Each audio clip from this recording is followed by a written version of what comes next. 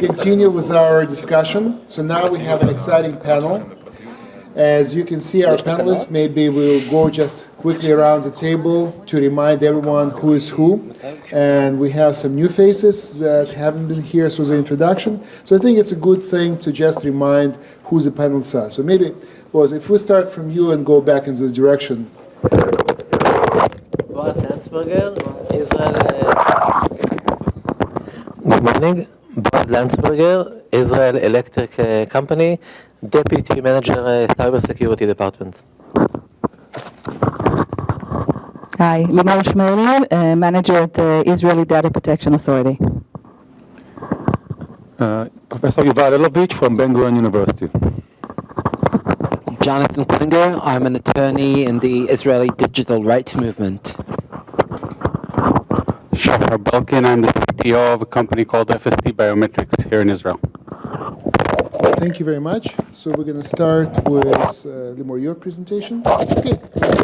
So what we'll do, we'll talk today about what is the enabling components that help us to close the gap between policy and technology. And of course, we also will talk about the background. Where does this gap exist? What happens? Why does this gap exist? What potential risks and problem it presents to us. So it's a very broad-based panel, and we decided to go in multiple dimensions instead of trying to focus on one specific subject, because subject is very big, right? It's how do we close this gap?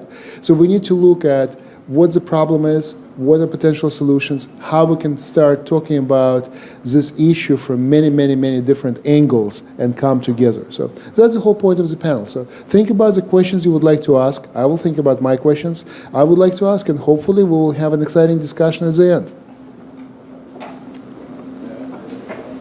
Thank you, Oleg, and thank you to the IEEE for inviting me to participate.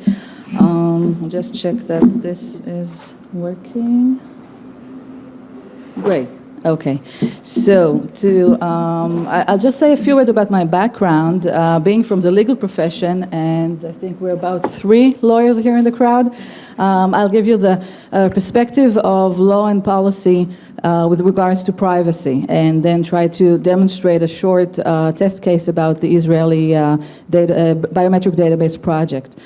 Our task at ILITA, at the Israeli Law Information and Technology Authority, is to protect privacy in the digital sphere. That is to protect the basic human right to privacy of individuals.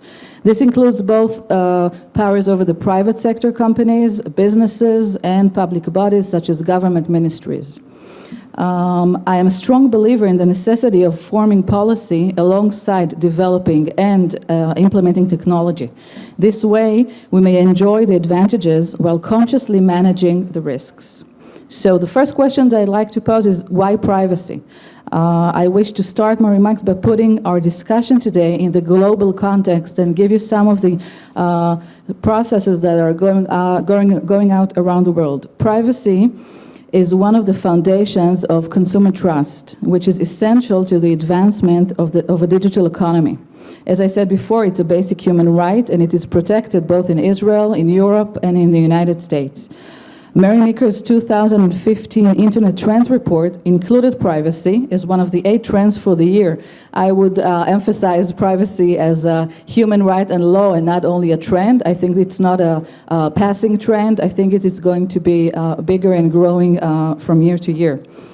You can see on the screen a slide of a survey taken on Americans' strong views about privacy in everyday life. And I think the IEEE is going to distribute that later on, so you will have the data.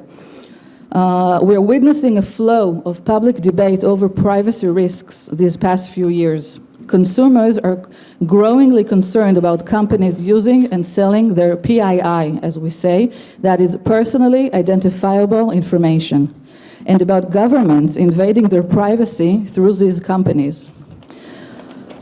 This past year, we have seen the results of the Snowden discoveries influence the European Union and the United States relationship. Consequently, we've seen the actions of the US government influence the commercial interests of American companies who wish to do business with the EU. Last February, President Obama has issued an executive order establishing the Federal Privacy Council, directing all agencies to appoint a senior privacy official, creating a comprehensive privacy policy and collaboration mechanisms between agencies. I think this is a phenomenon that is going to get stronger and not weaker. The US government has tried to establish the Privacy Shield. That is a new form of policy to replace the safe harbor policy that was declared irrelevant by the Europeans. US companies like Apple and Microsoft are now publicly challenging the US government's actions towards them. They are suing them in federal courts in order to contradict their constant requests for information about us, about people. In less than 2 years' time, the new European Data Protection Regulation, the GDPR, will be in force, strengthening the privacy requirements of the EU and adapting them to this digital age. So this is why privacy should be considered and addressed in advance in all initiatives and projects, since stakeholders, including governments, corporations, and the public, are all in. Now, with regards to biometrics in access control, this is a survey taken in European countries about the possibility of using biometrics to replace PIN numbers for bank cards. You can see that it's sort of half and half. Half of the people are for it, half of the people are against it. Biometric data has special sensitivities in privacy risk management. It is unique, irreplaceable, a potential key to assure identification. It is considered or implemented as an identity key in various applications. Not all biometrics are the same, and as in all privacy risk assessments, the tool that we privacy professionals use in order to estimate the risks of privacy in infringements in various projects, there can be criteria that allows for privacy by design in biometrics projects, which will mitigate privacy risks. I'll demonstrate this on a major project here in Israel I'm familiar with, and will expose you to the opinion of the Oversight Committee I was part of. Israel has conducted a large-scale trial for the biometric database established alongside the National Smart Identity Card database. During the planning of this trial and the supervision of the Oversight Committee over the Ministry of Interior, who carries out the project, we have considered several options. One, not having a database at all. Not putting citizens' biometrics in a database controlled by the government. Making do with a match-on-card approach that may be sufficient for border control. This can be implemented and the risk is minimized considerably. A second option, limiting the biometrics used if there is to be a database. Our final recommendation is to collect only face photographs, since we as people have already exposed our pictures plus identifying data in the internet. But by not including fingerprints, the risk to privacy is minimized. There are definitely other options to be considered along these lines, but that's the main idea of trying to think ahead, analyze the risks, and choose the architecture and the solution that will give us functionality, but with better risk management.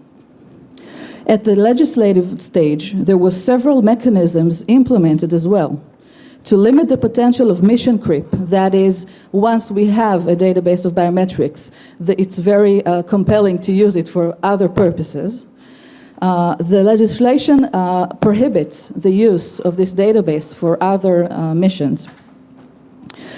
We've also created legislation that mandates robust security regime, create regulation and supervision within the government over the project by an independent regulator. The pilot period itself was a mechanism created to allow for testing and data gathering in order to allow policymakers to arrive at a better informed decision. This is now still pending for the decision of the Minister of Interior. Thank you. Okay, you have a little bit more data here about consumers' privacy concerns, which I would like to link to the next issue on the panel that Jonathan is also going to address, privacy statements. This is data from 2008 research. I can guess that this includes only applications in the internet. It doesn't include the smartphone phenomena. You can see that it will take the average American about 200 hours yearly to read the privacy policies of applications he's using. This will cost the American government $781 billion. So I think the idea of machine automated skimming through privacy policies is a great way to go and a great idea to research. I'd like to show you an example of an Israeli app that I really like, that basically gives you the opportunity to make more informed decision when you use smartphone applications.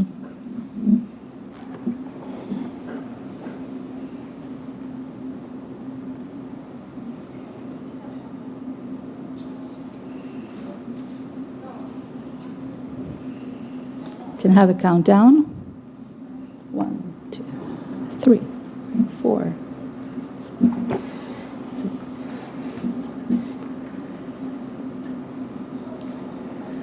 And go. Now you can invade my privacy. This is my personal phone. I'm giving you the consent. You don't have to sign anything. And I want to show you this app called My Permissions. The app scans the various applications on my mobile, gives me a visual of the various risks. I'm going to open the Act on Your Behalf part of the risks, and you can see the apps that I'm using.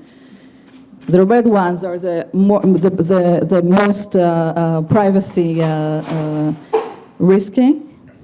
You have the orange ones, you have the green ones. I can, for instance, pick Deezer, which I stopped using months ago, and uninstall it. The app also gives me options for similar applications that are less privacy invasive that I can choose to use. And this is a way to give the consumer more control when he manages his affairs on the internet. This is very important when we're talking about creating standards for a world that also employs IoT, interoperability. It is very hard to make people go through. Great, thanks. It's very hard for people to understand what's written in the privacy policies, to go through each and every appliance they're using and go through the policies. I think, Jonathan, you're going to have a great and interesting idea ahead of you. And thank you for now. I'd love to hear your questions later and hear you in the next session. Thanks. Thank you very much, Limor. Excellent presentation and very, very, very interesting information. It's really fascinating, the number of hours you cited. It's really something. All right.